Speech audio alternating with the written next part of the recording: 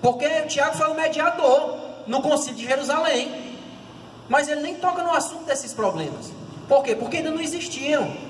O evangelho ainda estava muito preso ali a Jerusalém. Foi muito prematura a escrita dessa carta, dessa epístola. Fez sinal? Não? Próximo tópico, pessoal. Nós vamos falar agora do próprio autor, a biografia de Tiago. Posição de Tiago. Tiago, seus irmãos e suas irmãs não criam que Jesus, seu irmão mais velho, era o Messias. Como eu falei, em João 7,5 é claro isso.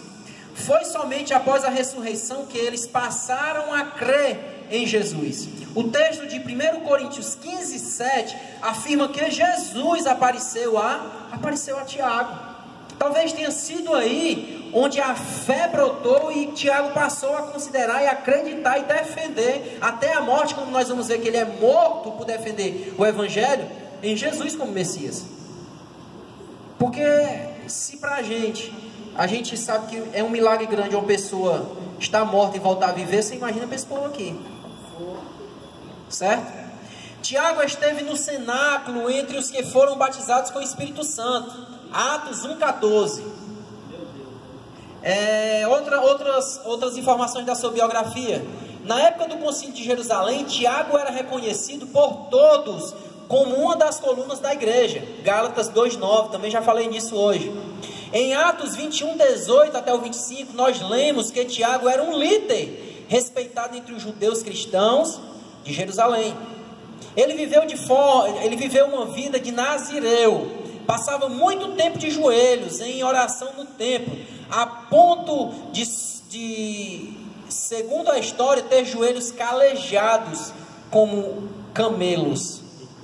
Tiago, ele viveu como nazireu porque ele se entregou, ele negou a sua vida para o Senhor. Ele fez um voto de lealdade, ele fez um voto de entrega, de santidade ao Senhor. E ele se consagrava demais, olha, ele orava tanto de joelho que criou calos nos joelhos. Se eu não me engano é na casa de Wesley, né, ô Felipe? Que na lateral da sua cama tem a marquinha do seu joelho lá. No assoalho do seu quarto está lá os 2 joelhos de Wesley. Porque são homens que viveram de fato uma vida piedosa diante de Deus. Segundo a tradição, Tiago teve uma morte violenta nas mãos de líderes judaicos por apedrejamento. Provavelmente os saduceus confrontaram Tiago e devido ao cristianismo estar se espalhando e convertendo muitos judeus, os saduceus chegam e dizem assim: olha Tiago, negue tudo que você está ensinando. Eles não nego. Consequência disso foi apedrejado. Tá? Então da biografia de Tiago, o que é mais pertinente para a gente tocar nos assuntos, em alguns assuntos sejam esses. Parentesco com o Senhor Jesus.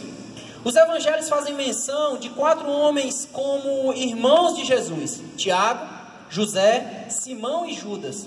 Há 3 teorias referentes ao relacionamento de parentesco entre Jesus e seus irmãos. A primeira, na qual nós aceitamos como certa, qual é? Vamos lá. É que eles eram realmente seus irmãos e irmãs, filhos de Maria, que os deu à luz após o nascimento de Jesus. A segunda teoria afirma que seus irmãos eram filhos apenas de José. Essa segunda teoria diz que José era bem mais velho do que Maria, já tinha tido uma outra esposa, e ele ficou viúvo e trouxe para o relacionamento com Maria esses filhos.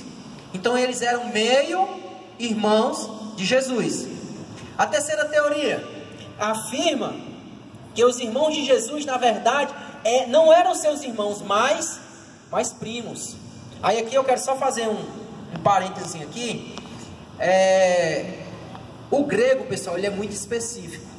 Tanto é que quando nós vamos ver o grego tratando de alguns tipos de amor, filos, eros, ágape, e cada amor desse tinha uma aplicação.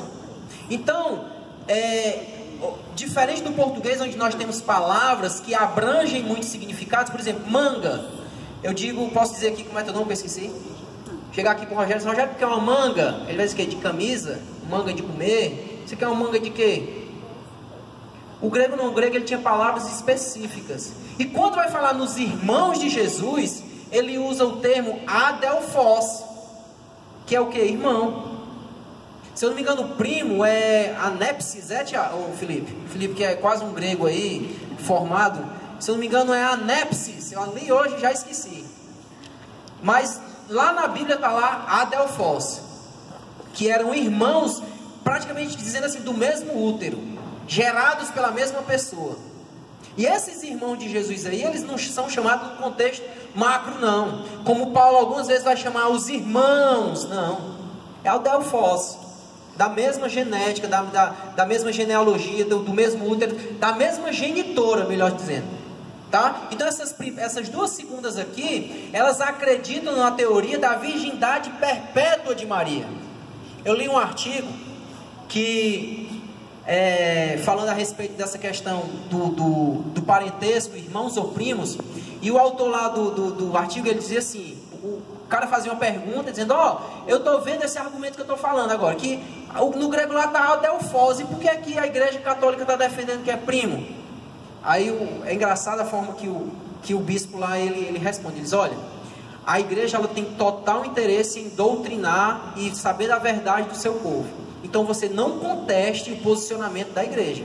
Se a igreja assim falar, você tem que entender que é assim e acabou.